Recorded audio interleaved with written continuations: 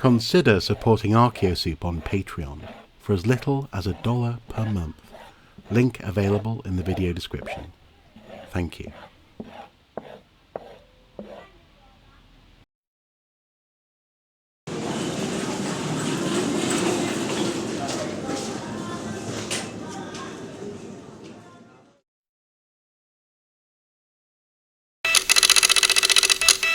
Hello and welcome back to another Archaeo-Scope. This series is kind of like an inverted Questions of Doom, where rather than you sending me a question to try and answer to the best of my ability, I put a question out there for you, a thought, a query, in the form of a video for you to watch and consider and discuss and debate in the comments below, and hopefully together we come away from this with a notion, an answer, a solution, or even a further question that one of us on our own might not have considered. It's kind of like intellectual therapy for me, I suppose. I get to get things off my chest, and you get to help me and each other work through these questions and queries. And today is a little bit of a string of consciousness. I've got a series of notes on my phone here that I've been working on in one way or another now for years, I suppose. But it's been brought into very sharp focus in recent weeks and days with the question, do we fall into a sort of trap of post-historical thinking? That is to say, do we sometimes think of ourselves and feel as though we are living in a uniquely positioned present moment that gets to think of everything else before us as separate, as historical, as worth preserving or worth not preserving, as somehow ours to arbitrate because we are here now and this is the most valid moment. Now, this is the whole point of this stream of consciousness. In terms, I've got these notes, I'll be going through them, but I've talked about similar issues in previous videos. In particular, there's one that you should check out about light cones and the idea of the present being the moments from which we view the past. The perspective of the viewer can only ever be in the present, and in that sense the past is always moving away from us, but also in an archaeological context and in terms of the artifacts that we uncover, those artifacts are travelling through time as well with us. So a Roman gladius is a Roman artifact that's getting older every day, but it's also a modern thing. It's always been a modern thing because it's existed up until now, and we can handle it if we want. These raise interesting questions, and do check out that video if you want to think about that a little bit more. But in this instance, if I just go to my notes, I'm particularly interested in this question of how we relate to the past, our relationship with history as opposed to our perspective on history.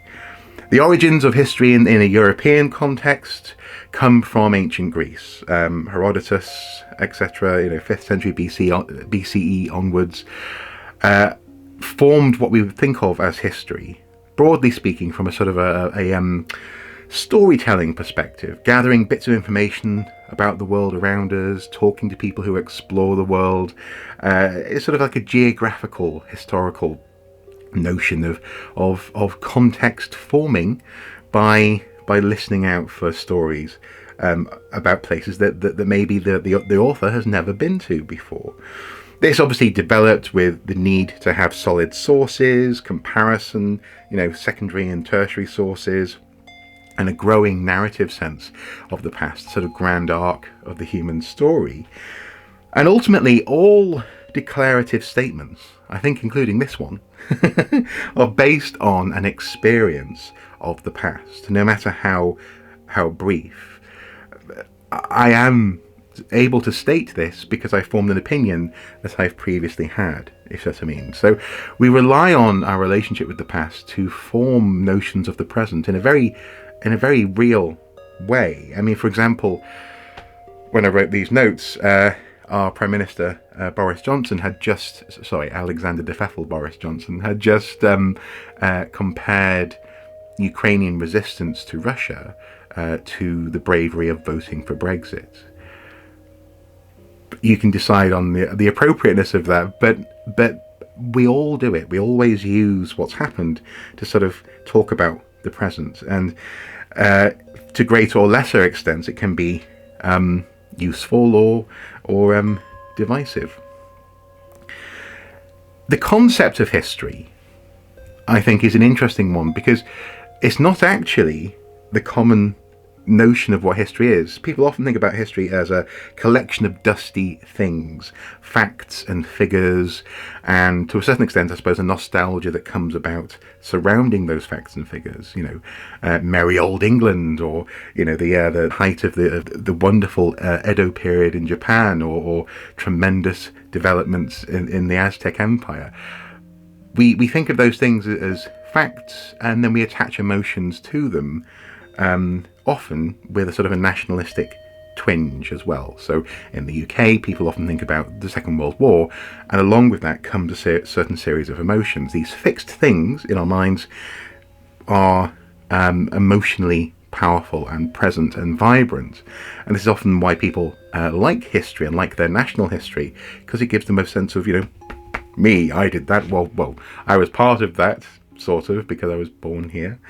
But actually, if you think about it, history isn't a series of fixed things. It's actually a series of milestones along a path of change. History is the story of change. If things didn't change, there'd be no historical milestone to account for. So a big example would be an invasion, for example, or a war. A small example would be the invention of a certain type of food or cutlery, or a vehicle or something like that. Historical milestones are actually markers of change continuing. It's a record of things that have changed, as opposed to a record of things that were fixed in time and we need to remember them, if you see what I mean, if you're following me. So it leads to a popular narrative that the past is, unfortunately, a series of fixed, sometimes mysterious, foggy things around which nostalgia gathers, as opposed to now, which is known, which can be debated. It is debatable and it is fluid. Now is when things happen. Then is when things happened, if you see what I mean. As opposed to it actually being a record of changes that can be added to as time goes on, as our knowledge increases, as evidence is uncovered. It's an interesting sort of tension, I suppose, between fixedness and the potential for change, and a sort of fluidity. As I said here, there's a weird tension between the known and unknown, the potential for change and the idea of a fixed history, the present and the past. Do we have a tendency, therefore, to fall into this post-historical perspective, that things are more vibrant, more active, more uncertain, more filled with potential now than things were in the past, and certainly as we relate to the past?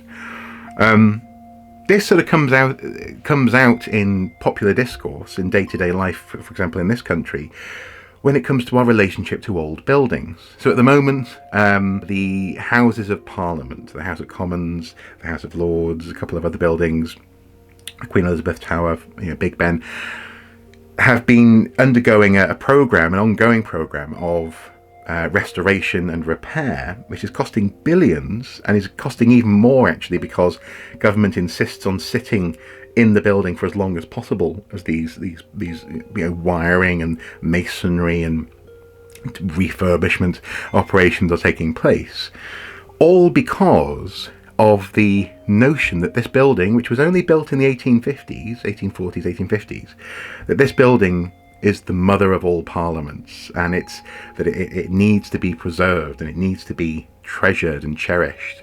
And I don't doubt that, I don't question that at all, but why is it then that in the 1850s it was okay to build a new parliament building, but now that's something that we need to keep forever, even at great expense, at great inconvenience indeed to the people working in the building and of course to the taxpayers?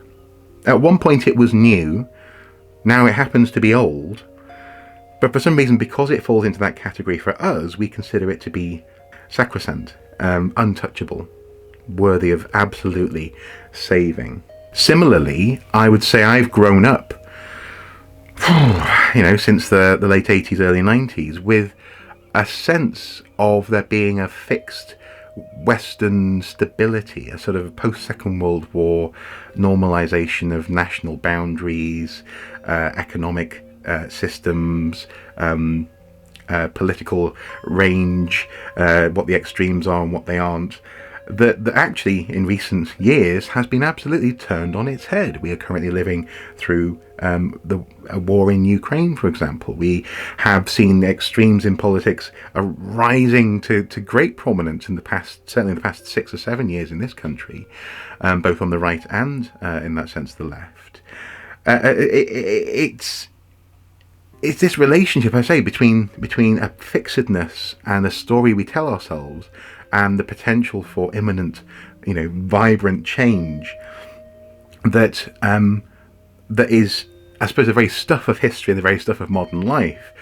But I think we've been caught out with just how far some extremes are and how current some opinions are, because we sort of thought we'd put some of that stuff to bed. Of course, Nazis belong in the past. Of course, Bolshevism or whatever. Of course, Lenin belongs in the past. Does he? Apparently not. According to some people, apparently not.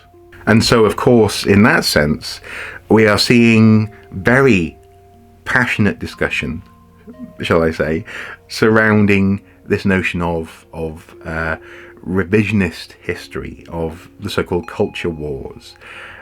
People who seemingly had a very fixed, comfortable idea of what they thought history was, are finding that history is being challenged, and it seems to affect this sense of a post-historical present. They say things like, you can't erase history, you can't change history, because we are living, seemingly in their minds, in a world that's been resolved, in a historical context. It's been resolved. No, that's the past. This is the present. Let's talk about things now and not refer to that. And yet, as I said a little moment ago, all declarative statements have their roots in the past. All political statements have their footing in the past, often explicitly drawing on a story that, for convenience's sake, is thought of as being fixed and solid and known, and therefore probably adds to this sort of fear that conversations about the past, or about who we are in relation to the past, and indeed what we now know in addition about the past, are apparently threatening. They're seen as being undermining some sort of stability, some sort of post-historical sense of ourselves as living in the present and looking to the future. It's hard not to see this as multi-leveled delusion, if not sort of versions of hypocrisy in some way. For example, people who really love a flag and the history that comes with that flag, the history that they understand to be attached to the heroes and the villains and the friends and the enemies and the language and the culture and the music and the clothing and the cuisine and the geography, everything that's wrapped up almost literally in that flag, as it were. These people are understandably shaken when additional history is added. When that story is augmented by other perspectives from within that story that hadn't necessarily been heard prominently before. I do understand why that is such a surprise and such a shock, and why people might describe that as erasing history, because you're sort of tarnishing the thing, you're tarnishing the thing that is done, that is, as I say, that is agreed upon. That's history. This is now. And yet, I don't think it's just that sort of worldview that falls into this. I think it's part of the human condition. A while ago, I designed a T-shirt that said "Modern is a moment in time." So I suppose for years now, for close to a decade, I've been thinking about this sort of stuff.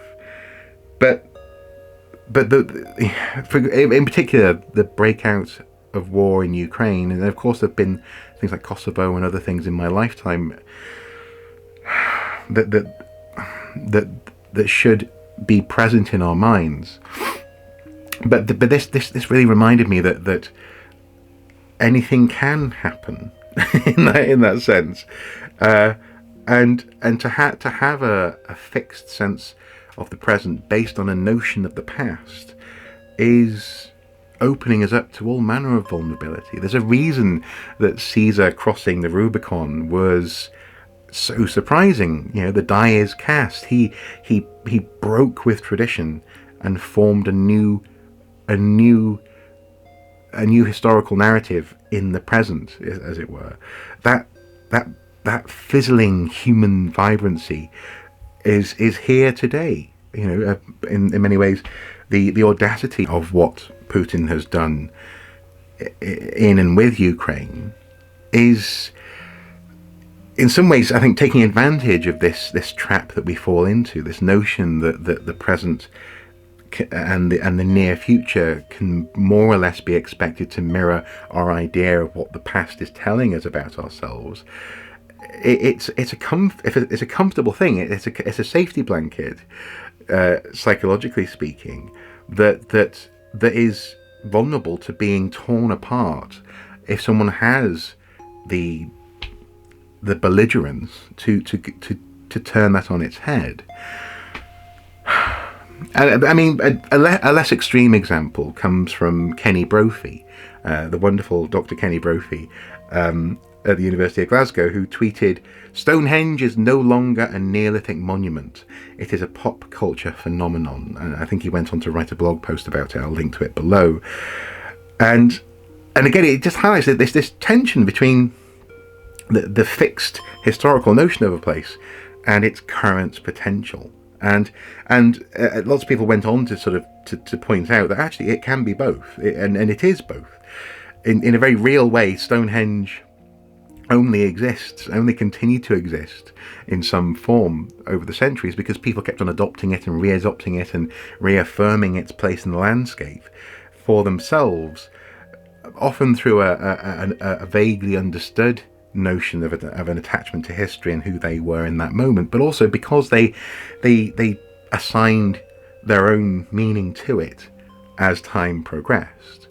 It's interesting how it irks people. It can feel uncomfortable to realize that actually these fixed things are not fixed. They're subject to an alchemy that's ongoing, to a projection of cultural currency and possibility and even threat of destruction that means that nothing is guaranteed to have a future. In that sense. Now, I don't mean that in a dark way. I'm not sort of going, nuclear war. No, it's more about, again, coming back to this question of why have we decided now to start keeping hold of buildings like Westminster, when in the past they would have been demolished and rebuilt. What is our relationship to history? And has it always been like this?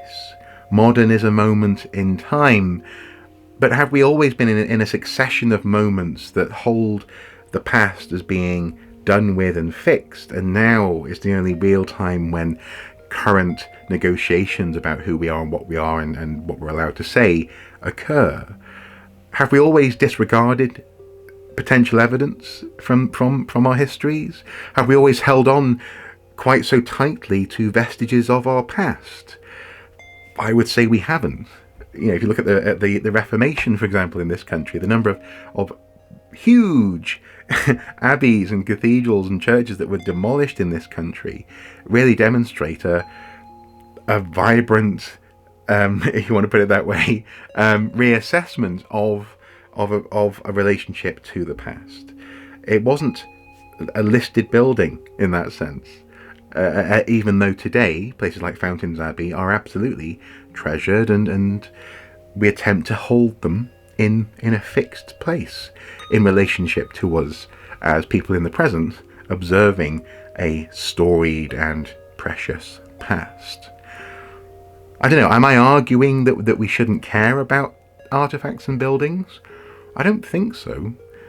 But I do find myself wondering whether our relationship with the past is actually healthy, and whether things like, for example, refurbishing a parliament building at massive expense says more about us now than it does actually about the history that that building represents. Because, as I say, in the mid-1800s, they decided to start again. What stops us from doing that? And there you go. That's the Archaeo-Scope. These are the questions that I have in mind. What is our relationship with the past? And is it a good one at the moment? Will it change? Well, I suppose by definition, history is a story of change. And one day, this will be history. So yeah, of course it's going to change.